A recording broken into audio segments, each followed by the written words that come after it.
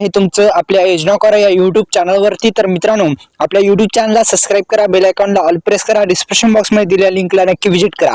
तर PM plus नमो जर तुम्हाला हप्ते मिळवायचे असतील तर हे 3 कामे करणं गरजेचं आहे। सविस्तर माहिती आपण जाणून घेऊत। तर मित्रांनो, प्रधानमंत्री किसान महासन्मान निधी योजनेच्या हप्त्यासंदर्भात तसेच नमो शेतकरी महासन्मान निधी योजनेच्या 6व्या हप्त्यासंदर्भात सविस्तर माहिती आपण जाणून घेणार आहोत।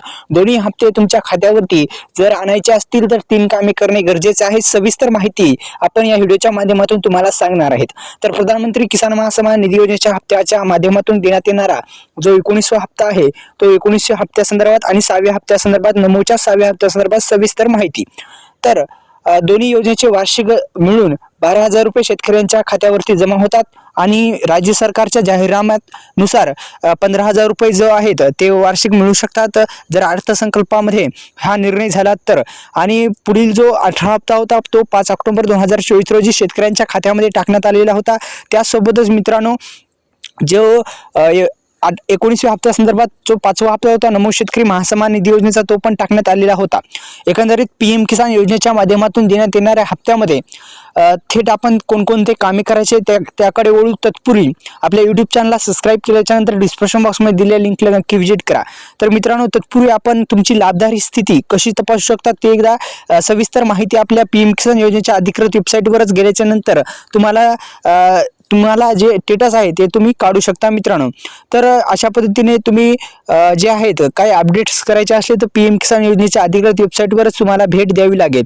तर मित्रांनो, PM किसान योजनेच्या माध्यमातून देण्यात येणाऱ्या हप्त्यामध्ये जर एकंदरीत वाढ केली तर हप्ता वाढून सुद्धा येऊ शकतो। अर्थसंकल्पामध्ये हे नक्कीच जो विधेयक आहे, जो निर्णय आहे ते व्हायला पाहिजे।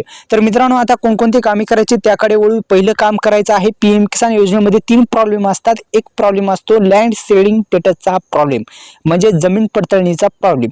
दुसरा असतो आधार सेडिंग म्हणजे आधार कार्डला बँक लिंक असणं गरजेचं आहे, तो दुसरा प्रॉब्लेम झाला। तिसरा असतो तो म्हणजे EKYC चा।